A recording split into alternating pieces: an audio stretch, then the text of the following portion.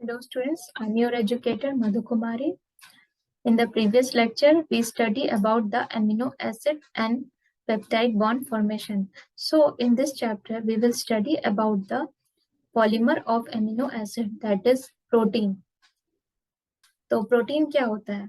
देखो, अगर various amino acid एक दूसरे से जुड़े हैं पेप्टाइड बॉन्ड से, तो ऐसे स्ट्रक्चर को ही बोला जाएगा प्रोटीन। अगर हम इसकी प्रॉपर्टीज की बात करें तो proteins are large size macromolecules. Proteins जो होते हैं वो मैक्रोमोलिक्यूल्स होते हैं। जैसे हमको पता है कि नॉर्मली जो बायोमोलिक्यूल्स है वो दो तरह के होते हैं, या तो माइक्रोमोलिक्यूल्स या तो फिर मैक्रोमोलिक्यूल्स। तो जो प्रोटीन्स है वो होगा मैक्रोमोलिक्यूल्स।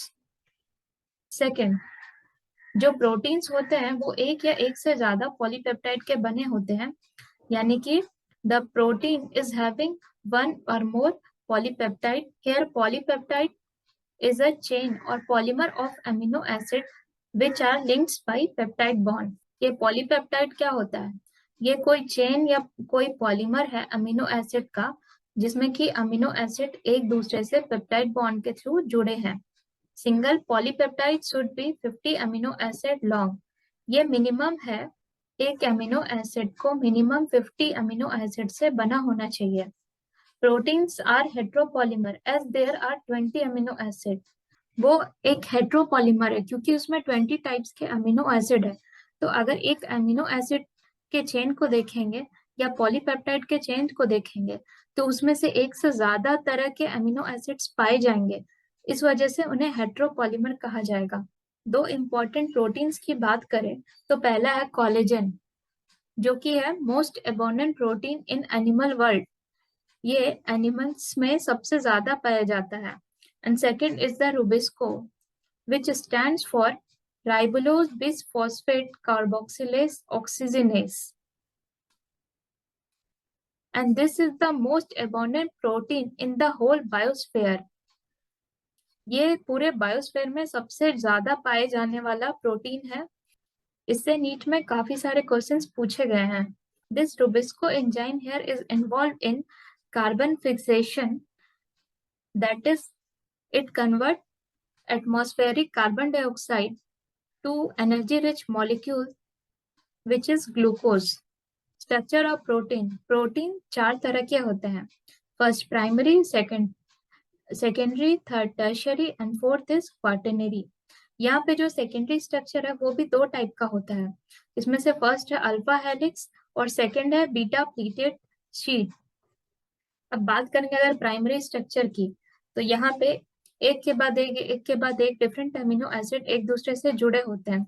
जैसे कि हम देख सकते हैं, अगर ये बहुत सारा अमीनो एसिड है वो एक दूसरे से पेप्टाइड बॉन्ड से सिंपली जुड़ा होगा, ये एक रॉड लाइक स्ट्रक्चर फॉर्म कर रहा है जिसमें कि किसी तरह की फोल्डिंग्स नहीं है, तो ऐसे स्ट्रक्चर को ही प्राइमरी स्ट्रक्चर कहा जाएगा।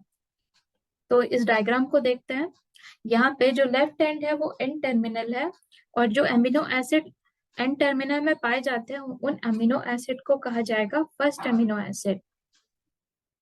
उसके बाद जो अमीनो एसिड राइट एंड पे है उन्हें कहा जाएगा लास्ट अमीनो एसिड, और इस राइट एंड को बोला जाएगा C terminal end of polypeptide. Here the sequence in which amino acids are arranged in polypeptide chain of protein is called primary structure। ये सबसे बेसिक स्ट्रक्चर होता है एक पॉलीपेप्टाइड का,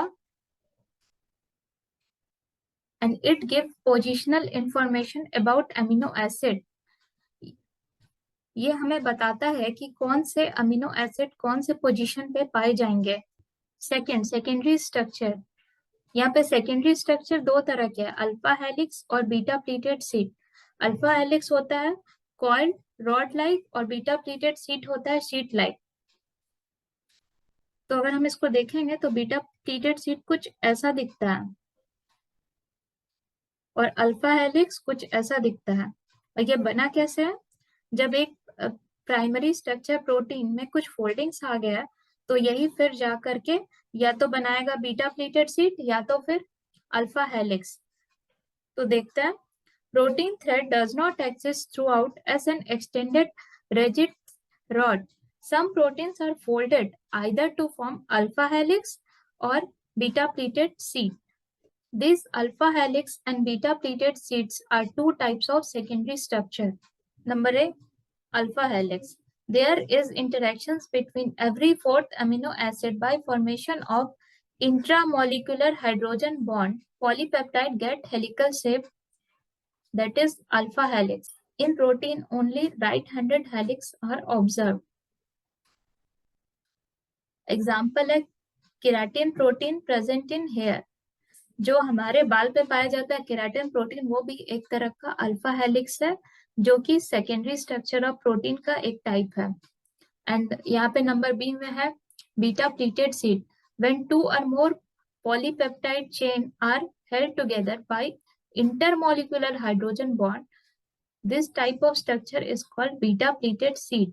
और इसका एग्जाम्पल है fibroin protein of natural cell.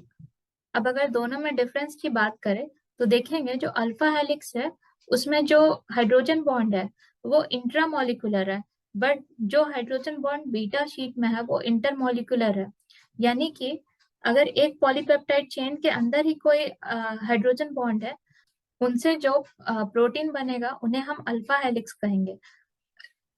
अगर वही दो या दो से ज्यादा पॉलीपेप्टाइड चेन के बीच में बॉन्ड बन रहा है तो ऐसे स्ट्रक्चर को कहा जाएगा beta pleated seed. Third is tertiary structure of protein. It is a long polypeptide chain usually folds its like hollow woolen ball and it gives 3D view of protein.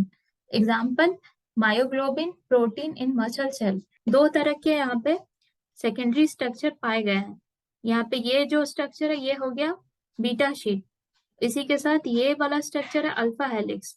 जब ऐसे कोई दो स्ट्रक्चर एक साथ पाए जाएंगे, एक प्रोटीन बना लेंगे जिसमें कि बीटा शीट्स भी हो और अल्फा हेलिक्स भी हो, तो इस तरह के स्ट्रक्चर को हम लोग कहेंगे टर्शियरी स्ट्रक्चर. यहाँ पे जो दो अलग अलग टाइप के सेकेंडरी प्रोटीन है वो एक दूसरे से जुड़े हैं by a bond which can be of different types. यहाँ पे उस बॉन्ड को दिखाया गया है डाइसल्फाइड बॉन्ड से, पर यह बॉन्ड कोई भी बॉन्ड हो सकता है.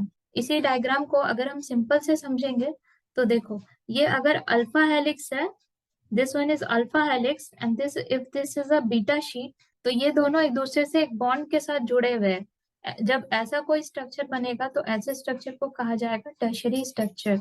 सो a long polypeptide chain usually fold it like hollow woolen ball. A long polypeptide chain usually fold it like a hollow woolen ball. It gives 3D view of protein. यहाँ पे दिया है कि ये 3D व्यू ऑफ प्रोटीन है, means कि इसका length, breath और हाइट तीनों होगा. ऐसे टाइप के स्ट्रक्चर को 3 डायमेंशनल और 3D स्ट्रक्चर कहा जाता है. इसका एग्जाम्पल है myoglobin, which is the protein in muscle cell. The tertiary structure is necessary for many biological activities of protein. Example, the structure brings distinct amino acid side chain closer, forming the active site of protein, that is enzyme. हम लोग को पता है कि जो enzymes होता है वो mainly tertiary structure of proteins का ही बना होता है.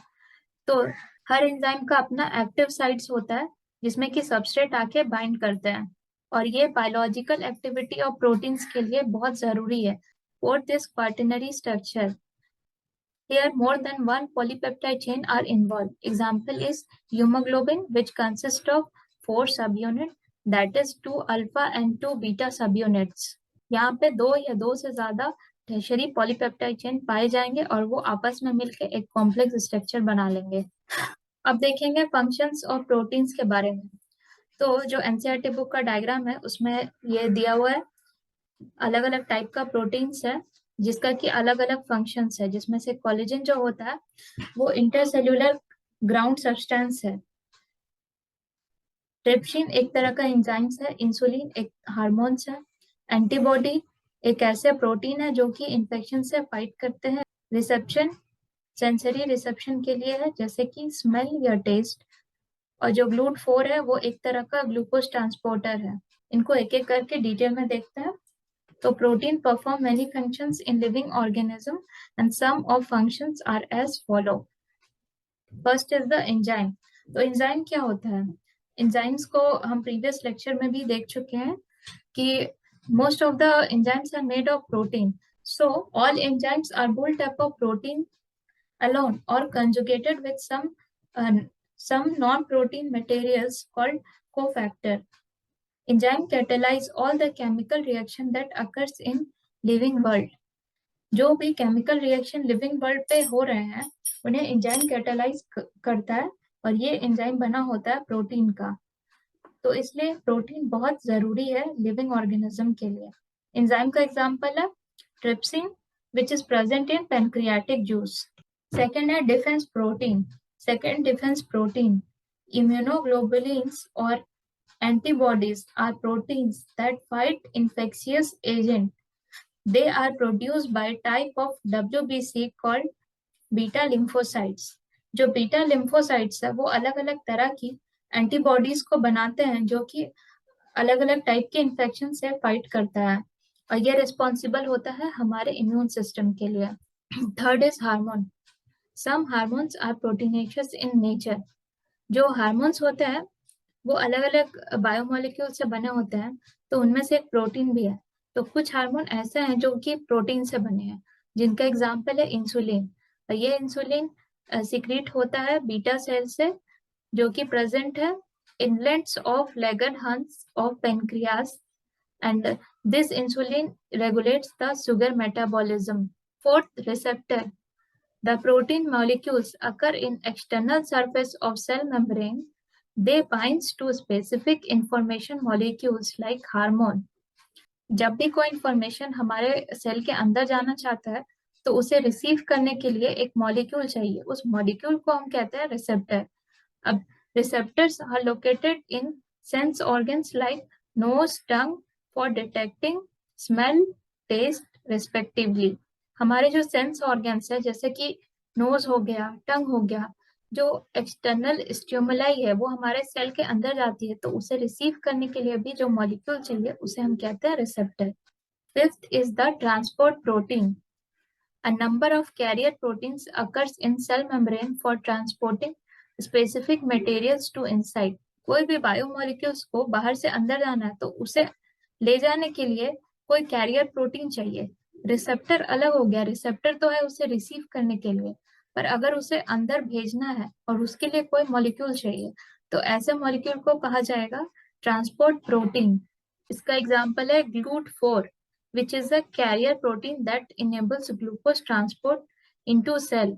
जो GLUT4 होता है वो इंसुलिन मीडिएटेड होता है, तो इससे रिलेटेड काफी सारे क्वेश्चंस आए हुए हैं प्रीवियस ईयर नीट में। Some carrier proteins like hemoglobin present in the RBC which transport oxygen from lungs to various part of body.